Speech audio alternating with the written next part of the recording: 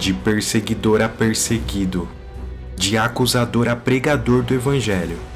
Ficando famoso por odiar os cristãos, Paulo, ou melhor, Saulo como era chamado, tocava o terror nos seguidores de Jesus, que chegavam a temer o seu nome. Ninguém queria tê-lo como inimigo. Mas se hoje você conhece a Bíblia e faz parte de algum tipo de denominação cristã, saiba que o fator responsável para isso ter acontecido foi causado por ele. Tendo escrito 13 epístolas do Novo Testamento, Paulo foi o fundador de milhares de igrejas no início do cristianismo. E apesar de não ter sido um dos 12 discípulos que caminharam ao lado de Jesus, ele teve um dos encontros mais marcantes que alguém poderia ter com Cristo, capaz de transformar radicalmente uma pessoa ameaçadora e violenta em alguém cheio de amor e sensibilidade. Quer saber como o inimigo número 1 declarado dos cristãos se converteu e passou de vilão a principal apóstolo de todos os tempos? Então vem com a gente, vamos bibliografar para você. A história completa de Paulo de Tarso, o apóstolo de Cristo. A sua nomenclatura já revela muito sobre ele. Paulo é o nome romano de Saulo, e Saulo era o nome usado antes de sua conversão. E apesar dele ter cidadania romana, Paulo era judeu da tribo de Benjamim, da cidade de Tarso, localizada na atual Turquia.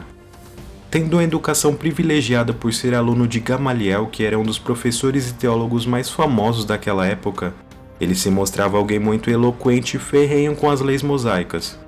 Mesmo depois da morte de Jesus, a palavra de Deus continuava se espalhando entre o povo, com a ajuda dos apóstolos que convertiam multidões de pessoas por onde passavam. Em Jerusalém, o número dos seguidores crescia cada vez mais, incluindo sacerdotes e líderes religiosos que estavam se convertendo em massa à fé cristã. E é durante esse processo que a sua história começa, porque foi nesse período que Saulo se tornou um perseguidor ativo e assolador da igreja, colocando muitas pessoas na prisão, com o apoio do sumo sacerdote, que deu autorização para ele liderar as buscas pelos cristãos indo de casa em casa, cidade em cidade para capturá-los. Seu objetivo era levar preso para Jerusalém qualquer um que fosse seguidor de Jesus.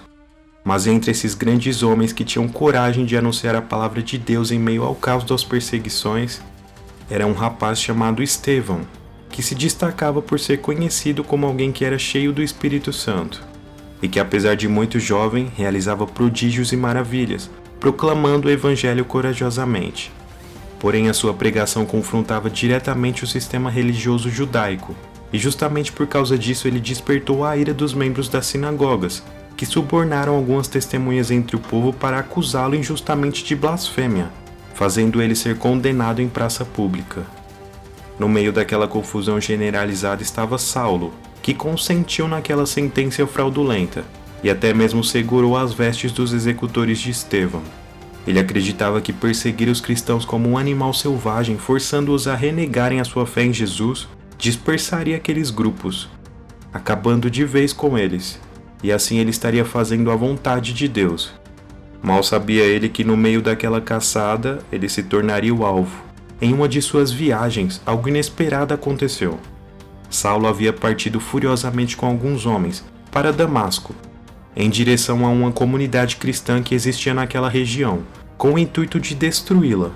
Mas antes que pudesse entrar na cidade, ele foi surpreendido com uma forte luz que fez ele cair no chão sem reação, e ouviu uma voz que dizia: "Saulo, Saulo, por que me persegue? Quem é o Senhor?" perguntou ele. A voz respondeu: "Eu sou Jesus, aquele que você persegue. Mas levante-se, entre na cidade e ali dirão a você o que deve fazer." Totalmente desorientado depois daquela revelação que ele tinha recebido do Senhor, Saulo perde a visão e fica cego. Isso deixou os homens que estavam com ele muito confusos, porque não tinham visto ninguém falando com Saulo. Mesmo assim, o ajudaram a chegar até a cidade de Damasco, onde ficaram hospedados em uma casa. Mas Paulo não conseguia comer nem beber nada. No terceiro dia após aquele choque radical em sua vida, Saulo recebe a visita de um homem chamado Ananias, que também havia recebido uma visão do Senhor, pedindo para ele ir até aquele local. Assim que Ananias põe as mãos sobre Saulo, coisas parecidas com escamas caem dos seus olhos, fazendo ele voltar a enxergar novamente, e ainda naquela mesma tarde ele foi batizado. Esse acontecimento não mudaria somente a vida de Saulo, mas sim o curso que a história tomaria de agora em diante. Quase como de imediato ele passa a pregar na cidade, pregar nas sinagogas, deixando todos os líderes do Sinédrio indignados com aquele comportamento, inclusive os próprios cristãos que duvidavam da sua mudança repentina e não confiavam nele. E a partir dali, suas pregações provocaram uma oposição tão grande que ele precisou fugir várias vezes das multidões para salvar sua vida. As mensagens de Saulo se tornavam cada vez mais poderosas, e as provas que ele apresentava de que Jesus era o Messias eram tão fortes que os judeus que moravam em Damasco não sabiam o que dizer. Após completar cerca de 3 anos desde sua conversão, Paulo se aproximava cada vez mais dos outros discípulos, que já ouviam boas histórias ao seu respeito. Mesmo assim ainda ficavam receosos com a sua presença. Foi então que um dos seguidores, chamado Barnabé, se dispôs a ajudá-lo e apresentá-lo aos líderes da igreja, que o aceitaram oficialmente como parte do corpo. E esse foi só o começo da amizade entre Paulo e Barnabé, que juntos embarcaram em grandes viagens missionárias ao redor da Ásia e da Europa, convertendo cidades inteiras ao cristianismo. Essas viagens tinham vários anos de duração, e na Bíblia foram registradas 3 delas.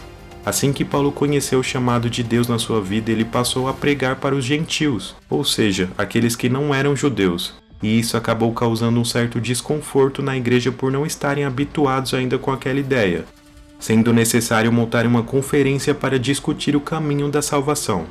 O resultado final foi um acordo para que os gentios pudessem receber Jesus, mas sem se submeter às tradições judaicas, que exigiam a circuncisão de recém-convertidos na fé, por exemplo. Nesse período também houve um desentendimento entre Paulo e o apóstolo Pedro, que acabaram discutindo por causa da forma de tratamento que Pedro tinha com os não-judeus, que incomodava Paulo. Mas essa história abordamos no vídeo de Pedro que vocês podem conferir no card no final desse vídeo. Essa também não foi a única briga que Paulo teve com alguém. Nas vésperas de sua segunda grande viagem missionária, houve uma desavença entre ele e Barnabé, que culminou no fim da separação da dupla. Mas Paulo se manteve firme e continuou sua missão, só que dessa vez acompanhado de outro parceiro de caminhada, Silas. Em uma de suas passagens na cidade de Listra, Paulo conheceu um jovem chamado Timóteo, que também passou a acompanhá-lo como seu discípulo. Em especial, Timóteo também foi o destinatário e confidente de Paulo durante sua vida, recebendo cartas dele, que mostravam saudade e grande afeto que Paulo tinha por ele, como um verdadeiro pai na fé. 2 epístolas dessa época fazem parte do Novo Testamento hoje em dia.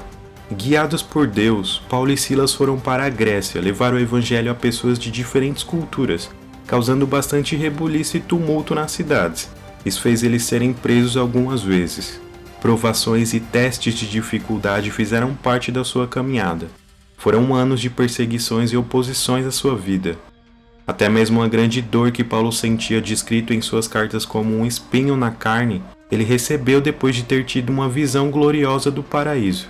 E mesmo ele orando para o fim daquela dor, o espinho na carne permaneceu. Porém a Bíblia não descreve o que seria essa dor.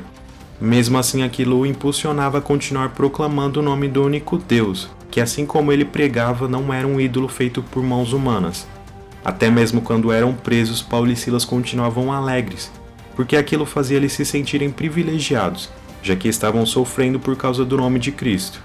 Não é à toa que eles cantavam e entoavam louvores de dentro de suas prisões, enquanto permaneciam acorrentados. Certa madrugada durante o encarceramento, Deus fez um terremoto abrir as portas das celas onde eles estavam, para libertá-los.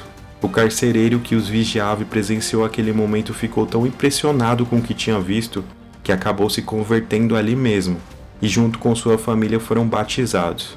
Outra situação curiosa também ocorreu enquanto Paulo estava pregando na cidade de Troade, no andar de cima de uma casa, que tinha um jovem sentado na beira da janela. E à medida que o sermão se estendia pela madrugada, aquele jovem acabou adormecendo e caindo do alto do edifício, falecendo com a queda. Mas Paulo o ressuscitou. Apesar de não estar registrado na Bíblia, teólogos supõem que também foi na cidade de Troade que Paulo acabou conhecendo Lucas, o médico que se converteu através dele, e foi capaz de reunir cuidadosamente os relatos sobre a vida de Jesus, que ele deixou registrado em um dos 4 evangelhos que temos atualmente: o Evangelho segundo Lucas, e o livro de Atos dos Apóstolos, que também tem sua autoria. Não sabemos ao certo quantas prisões Paulo teve ao longo da sua vida, mas uma das mais significativas foi na cidade de Cesareia, onde ele ficou durante 2 anos em julgamento, até ser transferido sob escolta para Roma. Mas foi durante o percurso dessa viagem que o navio onde ele estava naufragou durante uma tempestade muito forte. Porém, naquela noite ele havia recebido um sonho em que um anjo alertava que nenhum dos tripulantes iria morrer. Assim eles conseguiram se salvar desembarcando na ilha de Malta, que inclusive foi palco de muitas conversões de Paulo. Quando finalmente eles conseguiram chegar em Roma durante a primavera, Paulo foi mantido em prisão domiciliar por mais 2 anos, e foi nesse período que ele escreveu epístolas que fazem parte do cânon oficial.